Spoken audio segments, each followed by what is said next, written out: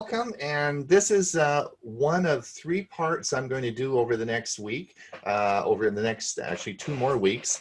This is a three-part presentation that I've started, and I wanted to, the first part is going to be what will our post-COVID world look like, and this is going to talk a little bit about staying connected in internet. Part two will be designing your home networks and how this all fits into home networks. And three would be, we're going to talk about Internet of Things and all the different devices that you can hook up. So one of the things that I wanted everybody to think a bit about is what will our post-COVID world look like? And I believe it will be changed, and it will be changed to something that we haven't seen before.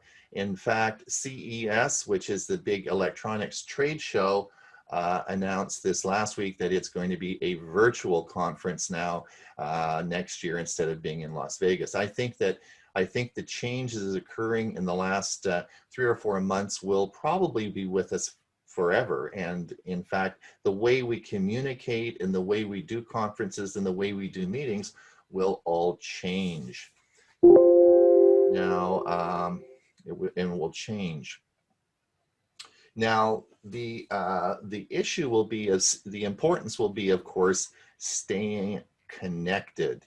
And I think this is, and of course, we'll be doing this virtually, and we'll be doing it through various ways in which we've talked about, and we'll be doing Zoom meetings and Meet meetings and all sorts of different things, but it will all be, virtual. Because pandemics have been around for a long time. Right back when Marco Polo brought the fleas back from Mongolia, and that started the great epidemics or great pandemics of the plague in the 16th century. This has followed through, and we've seen similar problems as we've gone through the civilization's history. And COVID-19 won't be the last, but it probably will change the way in which we are going to be doing things. And this is why the internet is so important. And I wanted to talk about redefining the internet as something that we look at in a little bit different way. And I want to, and I thought about this analogy, and I thought this is a good group of people because you will understand this analogy. When I was a young lad, and I was really young, probably about 5 years old, on our street and on our home in Edmonton, Alberta, there were people on the street that had a party line with their telephone. And the party line, of course, was, you called into the operator and said, can you put me through to this? And it was, but our house, we had actually a private line. We had a phone number. We didn't use a party line. And because my parents thought that phones were important, and they thought that they should pay something each month for a phone number. But other people on the street, of course, didn't believe in phones and thought that they should have a party line, and they didn't pay very much for the party line. Now, fast forward all these years, and we have a similar situation with the internet. Many years ago, we all had internet, and we paid maybe $20 a month for it. And now we're sort of really concerned because we're paying so much more money for this fast internet. And my concern is that we are going to need to be connected, and we're going to need fast, reliable internet. And this is something that my friend John Hamlin, I was watching a news broadcast about a teacher in Nova Scotia who lived not too far outside of Halifax, and she couldn't, which is a major center, and she couldn't get, she was a teacher and was forced to teach online, and she couldn't get internet in her house, nor could she use a hotspot because she didn't have very good services. So she actually had to drive 2 hours to a library and do her work through the day in the library because she couldn't teach her students online. So having a universal, fast, reliable internet is going to probably be a right, rather than than an option or a luxury or something that was thought about in the past. And with that in mind, I wanted just to go over, as seniors, we oftentimes we lose one of our spouses. We have to maybe leave out of the family home and we have to relocate. And if you're looking at a new place to go, on your checklist, whether it's an apartment, whether it's a condo, or whatever it is, there's 5 things that you should look on your checklist to make sure that it has what you need, and that's internet, internet, internet, internet, and internet. And let's talk a little bit about this. To have a fast, reliable internet, these are the options on the left side that you have today. And we're going to talk a little bit about what these options are. The first option is at the top is DSL.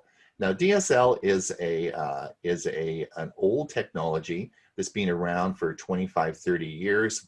The maximum speed is around 100 megabit download, and it's usually found in big centers downtown, apartments and that, because it doesn't go very far before you need another building, a repeater station, to actually have the system, to extend the length of the system. It doesn't go very far. You need repeater stations built, and that can be very expensive. So we usually see DSL lines in apartment complexes and condos in downtown areas where it can service lots of people. This is a very old technology, and as I said, the maximum speed of this is usually around 100 megabit download, and that will be, and that is problematic as we move forward. The second one is of course our cable. Well, the cable boys are struggling. They're rebred into the lifeline here, because I thought the cable people would be gone, but they now can get a gigabyte out of the cable. Now, you got to remember that cable companies are really mostly fiber optic, and it usually is coax cable coming into your house. So they have actually got, now the cable companies have upped the game so that they're offering a gigabyte service, which is 1,000 megabytes download. This is interesting, and it's probably the last kick at the cat for them before they disappear, but they for sure will be, they're offering a gigabyte service now. Fiber optic is of course great. Commercially, fiber optic is probably, or the retail is probably around 2 gigabytes download speed. So it's plenty fast, and this works well. What Huey and I talk about a lot, or particularly Huey talks about, is Starlink. Where will it fit as far as what's happening in the future? We don't know what their speeds will be, but I suspect it will be reasonably fast. And of course, the fastest will be 5G.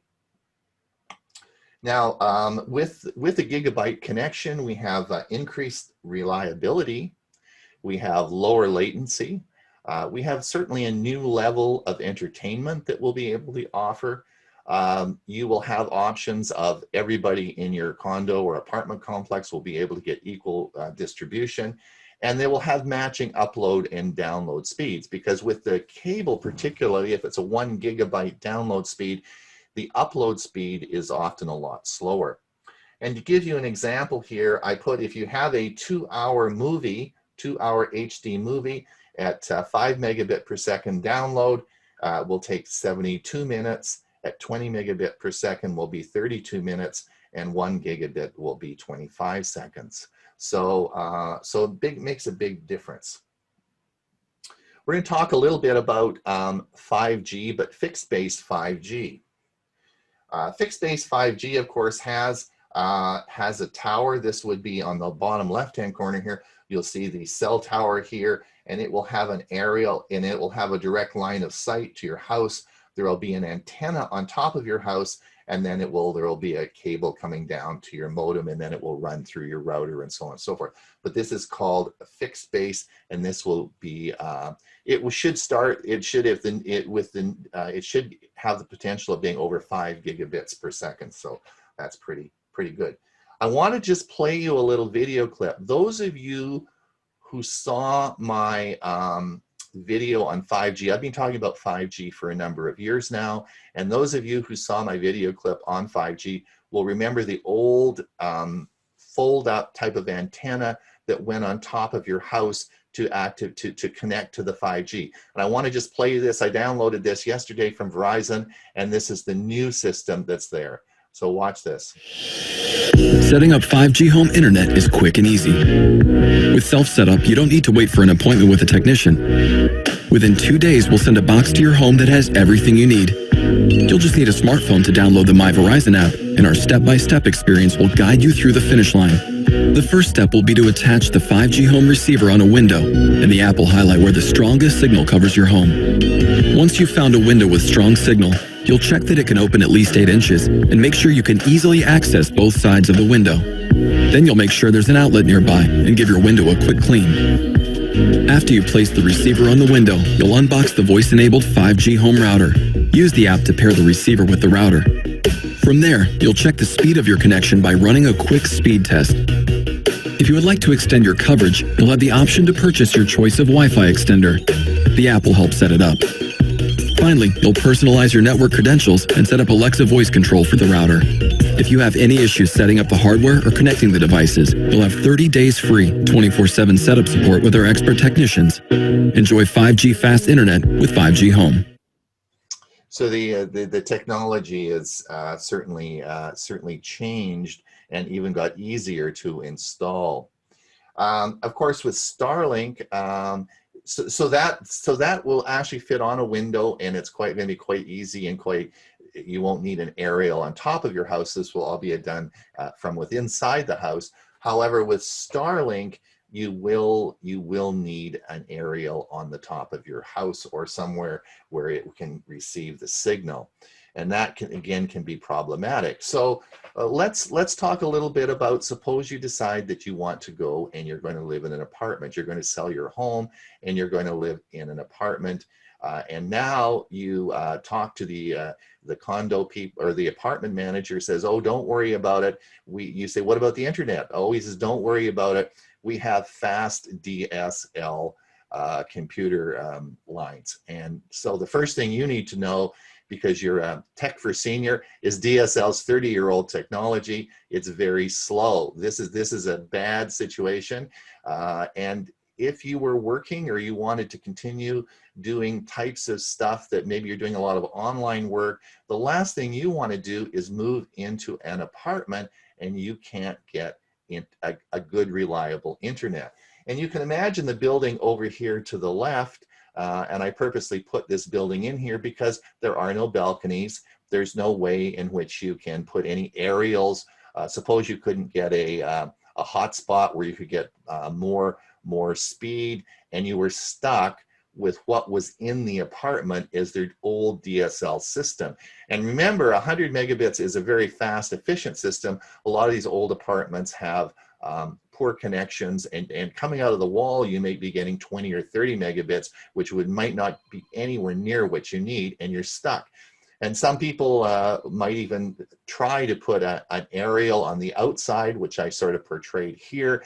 But again, these are usually against apartment rule. It usually against apartment rules. So, so John, can you, John Ham? Yeah, that's good. Thanks. So it's a problematic when you're moving into an apartment. Let's talk about condos. So this is suppose you plan on selling your home and you're going to move into a condominium. This is suppose you pick an older condominium like this one on the left side, and you think this is really nice and you like it, and you say, what's going on with the internet?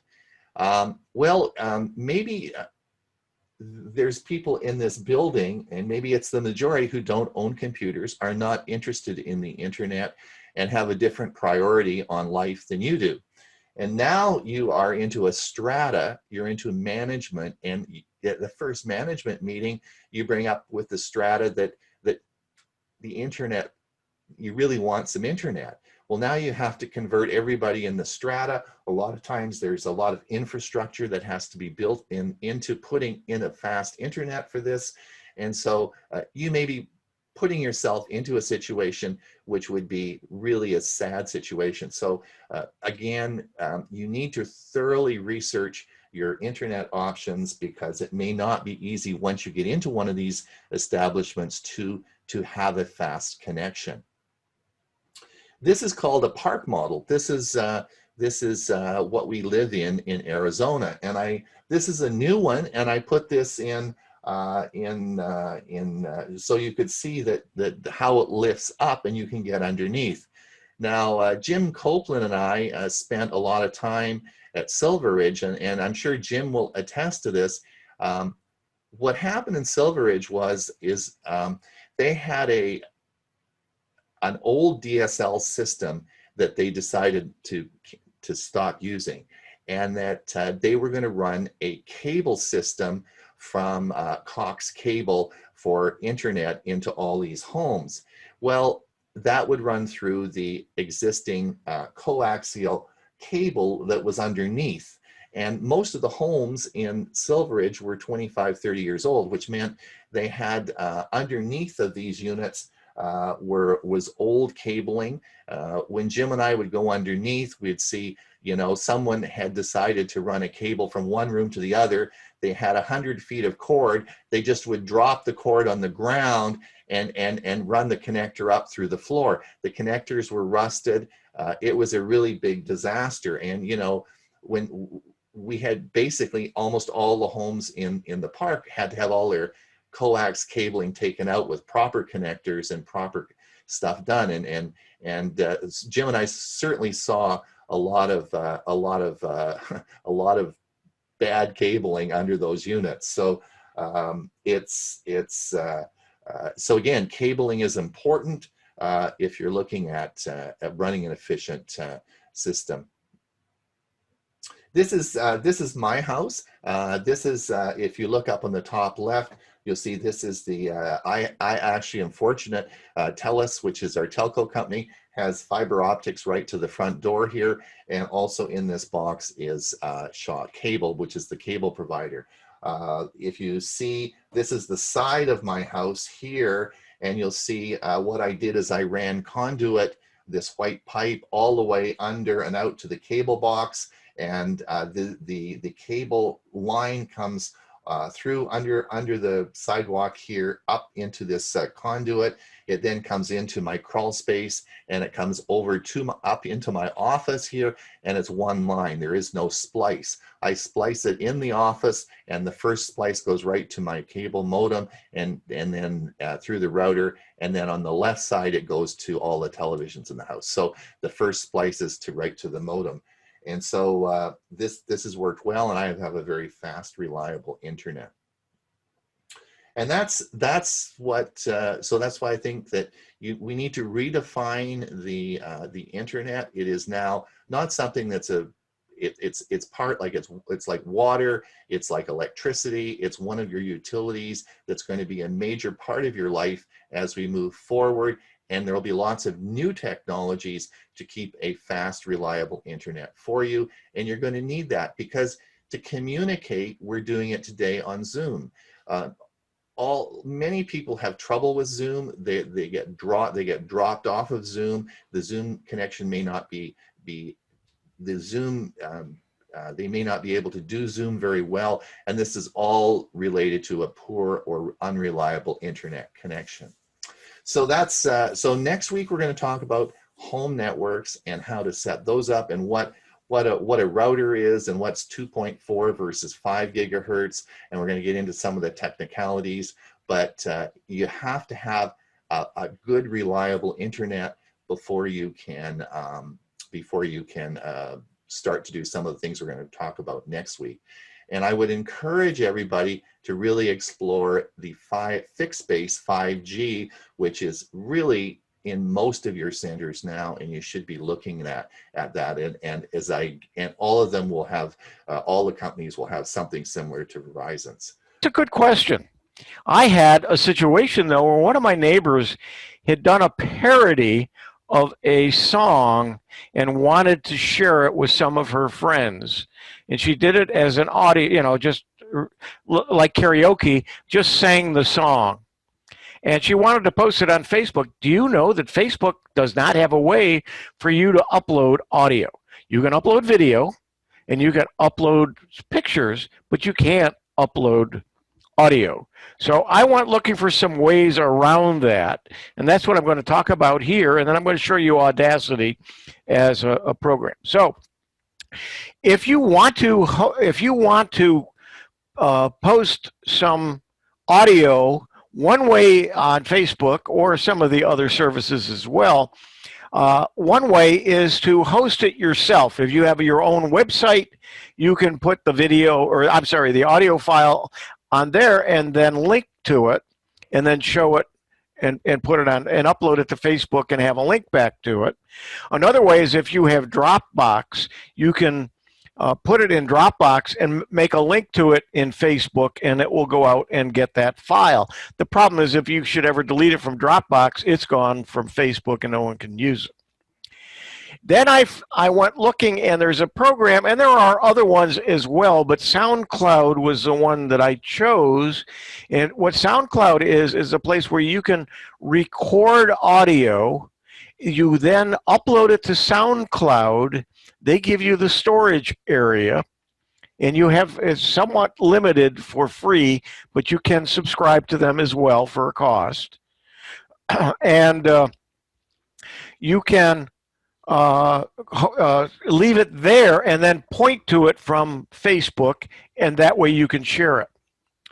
Another way in which you can do that is with YouTube and create a video, either with just a static picture and then run the audio behind it, or actually figure out some way to record and save a video and run the music behind it. It doesn't have to match it. It doesn't have to be of you singing or the person singing or whatever is the audio that you're using. It could be just a picture of a hummingbird like you're seeing here, and the music going on in the background, or whatever the sound is that you're going to have. There is another site that I've not used, and that's the Cloud app, and it's my.cl.ly, and then you log in. And they also have a paid fee, but they do allow you some freebies. ChirpBit is another one, and these links we'll make available on the website. And if Ron, if you'd grab this screen, maybe I can do it here. Well, I'll have to do it. I'll do it before the end of the meeting. And then the other thing is I wanted to show you is Audacity. Huey, I got it. Okay, great. I don't know if the links are live, what you got, but if not, I'll make sure that I get live links to it. Audacity is an audio editing program, and that's where you find it. And that's free. It's audacityteam.org, and I'm going to just give a quick demonstration of it. I'm not teaching you how to use it. I just want you to see the program. And let's see, I got to minimize this, and I'll bring up Audacity. And I just installed it, and you can get help. Anyway, this is what the program looks like. I am going to load an audio file that I grabbed, and I am going to open it. And I'm going to, it's an MP3, and I'll grab it. And let's listen to it. It's only a couple of seconds, 14 seconds long, and let's listen to it.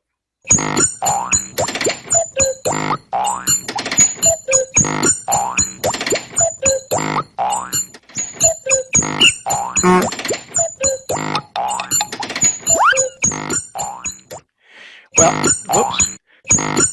Let me stop it here. Anyway, that's the sound. It's just a sound effect, some crazy sound. And, you know, I like to have something unique as a ringtone on my phone. And what I'm finding is I'm getting more and more hard of hearing. So if I don't hear it, what use is it? So I want to take something like this and make it louder, and then save that file. And this is where Audacity comes in. Another place where I've used Audacity is I wanted some music in the background of a video that I was doing, and the music was only 2 minutes, and the recording was about 12 minutes. So I was able to copy and paste and add the section onto the end. But just to show you how easy it is, I am going to say, okay, I'm going to highlight the tracks. I'm going to remember how to do this. It's highlighted now, and I'm going to go to effects. You've got all kinds of effects that you can do with that, but I'm going to just tell it to amplify it. I can then say, well, it's a 0.27. Let's jump it up. Let's see, 8 or 9, something like that, and say okay. Notice what it did to the file, and now listen to it.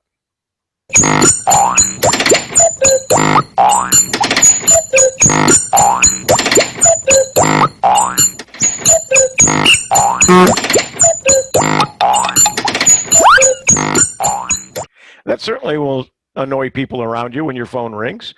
But, and I have one similar to it that I actually use. But at this point, what I could do is I can do a file. I can save it as, I can save the project. I can export it. When I hit export, I can export it as an MP3 or a WAV file. If I save it as an MP3 file, I can then use it. And I did that, so I'm not going to have to do it right here. But just to show you, I do have the file, and I just named it loud. Now, your phone may not use an MP3 for to use for a ringtone. You may have to then convert it. There are a lot of programs that do convert, and so use something like Audacity to be able to edit and do things with audio files. And then there's some places where you can put them to, if you want to upload them to Facebook, you want to upload it to YouTube, you want to create a video and then use it as sound in the background, you can do that as well. So with that, just a short piece just to kind of wet your whistle of what you can do and what you can do for free.